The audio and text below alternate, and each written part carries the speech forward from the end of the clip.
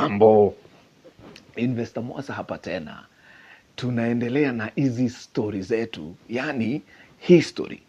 Last time tuliangazia bona Iran na US wanakuwa hawapatani, na nikakupea history right from kufubuliwa kwa mafuta kule Iran, vile Britain walifanya, vile US waliingilia na mambo kama hayo. Sasa leo tunaenda kujiuliza, nayo Israel inaingilia wapi kwa hii mix?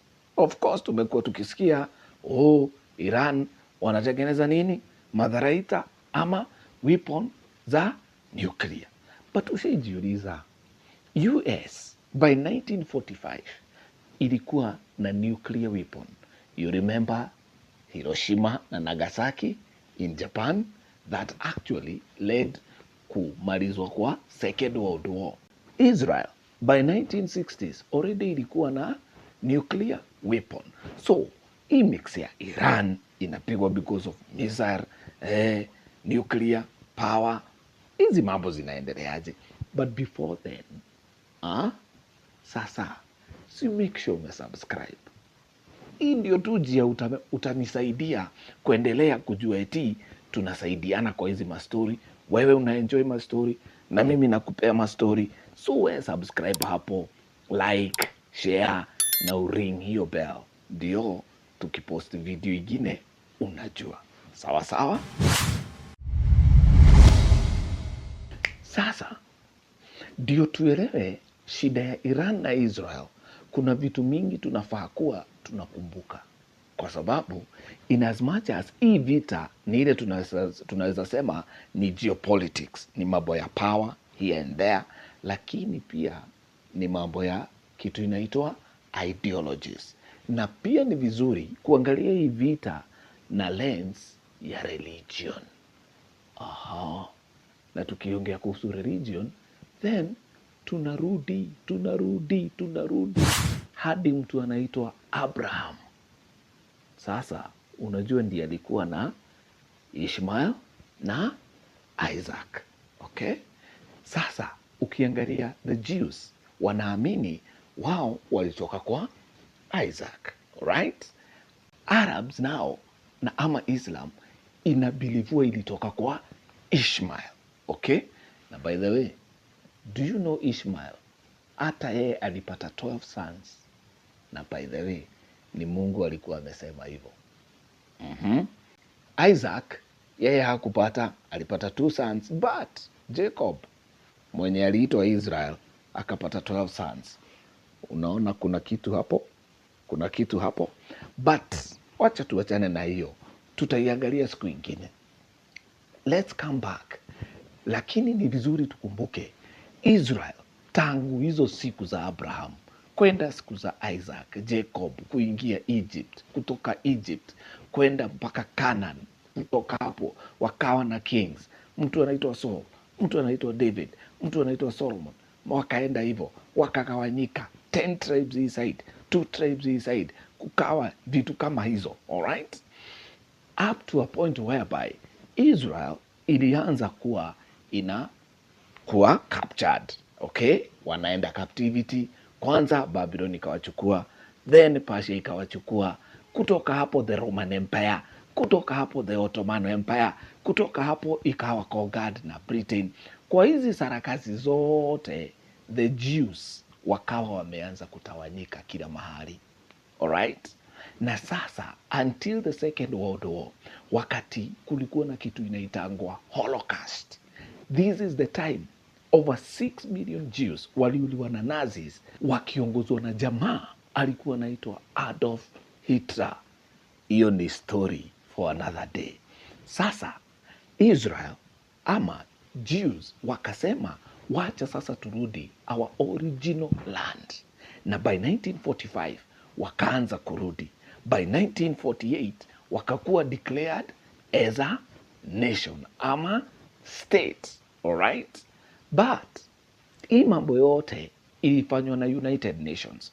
Ukumbuke towards the end of the Second World War, hapo ndipo United Nations iliformiwa. Of course hapo mbele kulikuwa na League of Nations, then United Nations. Sasa United Nations, okay, Hii ni yenye inakuaga muungano wa mataifa na Kiswahili. Okay, wao ndio walienda kuchora boundaries ya Israel vile itakuwa sasa. Huku walienda sasa, by tunasema 1945 walikuta watu wanaitwa Palestinians. Okay, na kukawa na shida sana because the Palestinians walikuwa wanafeel hawa watu walikuja kutu invade, hawa watu ni kama wanakuja, hawa watu hawafai kuwa wanakuja hapa. Then wakakuwa wanasema hii mpaka haikuwekwa vile kuna inastahili. After 1948 Israel ilikuwa inachapwa na kila mtu, especially zile nations zinaizunguka, ikianzia na Egypt. Ni kama Farao bado hakuwa amemalizana na wao. Imagine nchi mpaka Sudan ilikuwa inawachapa, na this is why Israel tangu ikue a state in 1948 bado inakuanga ndani ya vita, tunaweza sema all through. Of course kumekuwa na some agreements here and there, some resolution here and there, wanasign agreement, wanasign hapa na pale, but huwa haikaagi, wanasaini hii bado unasikia wanapigana. But that's very important. Tukijiuliza hii question ya Iran na Israel wanaulizana nini, wacha sasa turudi 1979 wakati nilikuambia kulikuwa na revolution. So after revolution yule jamaa alikuja kuchukua uongozi ni mwenye tunaita Ayatollah, na nilikuambia hii Ayatollah ni kusema supreme, yani huyu ndiye kiongozi kusema, anasema kwa mambo ya dini, anasema kwa mambo ya politics, anasema kwa mambo ya kivita, anasema mambo ya sheria na whatever constitution, yeye ndiye kusema.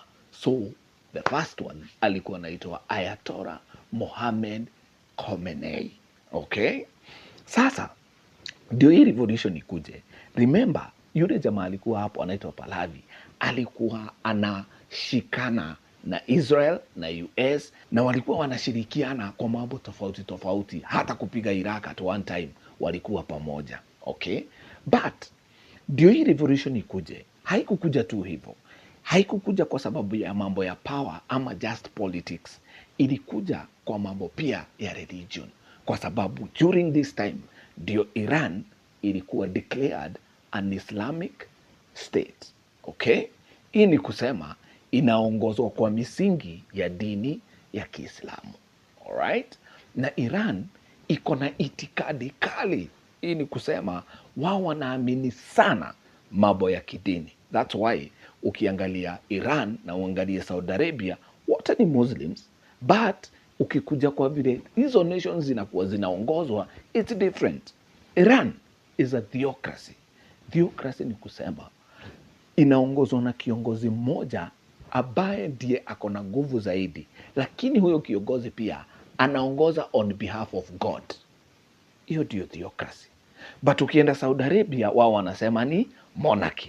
Of course unajua monarchy ni ile ni kama a king and then inakuwa ina run kwa familia moja. But ukiangalia Saudi Arabia iko na ushirikiano wa kidemokrasia na zile nchi zingine. Alright, so ndio sasa Iran especially kupitia mtu anaitwa Ayatollah Khomeini ndio aanze sasa kushika. Of course alikuwa anataka kuwa na influence, ama Iran ilitaka kuwa na influence all over the Middle East, because the Middle East wale watu wako majority ni Waislamu. So Iran ndio sasa ianze kuwa inashika vizuri, ianze kuwa na influence. Wakaona ni vizuri waingilie sasa ile vita nilikuwa nakwambia kati ya Palestine na Israel, ambapo Palestine walikuwa wana feel Israel walikuja kuchukua land yetu, na pia haikuwa fair vile hii kitu iligawanyishwa. Na ni vizuri pia kukumbuka Iran after hii revolution ilikuwa inaona US is a bad influence kwa sababu wanaleta the western culture, na Israel pia ni bad influence na pia threat kwa sababu Israel walianza from the word go, walianza kuwa wanajipanga kivita. Actually Israel ilikuwa ina support Iran kwa mambo ya kivita, sana sana weapons. Alright, so Iran ikasemekana sasa kuna vikundi ambazo zilikuwa zimeanza sasa kujiunda pale karibu na Palestine. Saidi ya Gaza kuna kikundi kilijitokelezea kinaitwa Hamas. Okay? So ile saidi ingine bado ya Israel kuna Lebanon ambapo kuna kikundi ingine pia kinaitwa Hezbollah.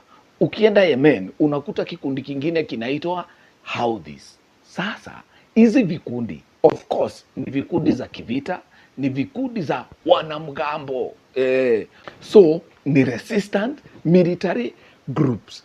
So imekuwa ikisemekana Iran inasaidia Hamas, okay?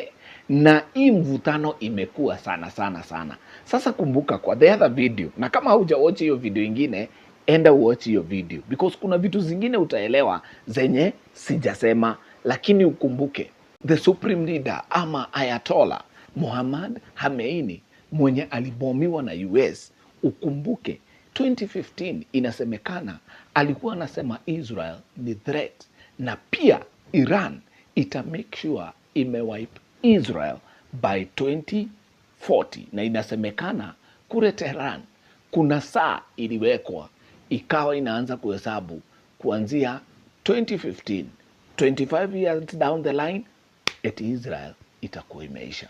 Sasa of course Israel imekuwa ikifuatilia sana vile Iran inajiandaa especially kivita, na imekuwa ikisemekana bas Iran inatengeneza hizi nuclear weapons ndio iweze kuwipe out Israel. So sasa ndio maana unaona hizi shida zimekuwa, but wacha nikurudishe nyuma kidogo. In 7th of October 2023 Hamas iliingia Israel ikaua over 1,200 people in Israel na ikachukua wengine mateka over 200 people. Wakaingia wapi? Gaza, because Hamas inakaa Gaza, alright, which ni nchi neighbor ya Israel. So hapa ndipo Israel sasa ilitangaza vita dhidi ya Hamas, na sasa kukawa sasa kuna vita zinatoka Lebanon, kuna vita zinatoka Yemen, na kuna vita zinatoka wapi? Gaza. Israel ikaona kama Iran ndio inafund Hamas na ndio maybe pia inafund na inapea weapons hizi vikundi zingine ambazo zina attack Israel. Israel inakuanga kwa vita almost all the time. Watu wanakuanga kila saa ni kujihoga, kila saa ni kukaa wakiwa wanaangalia kuna edaji. Okay? So Israel ikaamua si basi tuendee hawa ambao ndio wanawasaidia. Why don't we go for the big boy? And the big boy ni nani? Ni Iran. So hivyo ndivyo hii vita imekuwa ikiendelea. What do you think? Ningetaka sana kusikia maoni yako. Of course, nitaendelea kukuletea mastori moto moto. But before you go, make sure umesubscribe. Hiyo itakuwa poa kwangu kujua bado tunapelekana vizuri. Make sure pia umeshare na umelike na umering hiyo bell. See you in the next one. Investor Moss.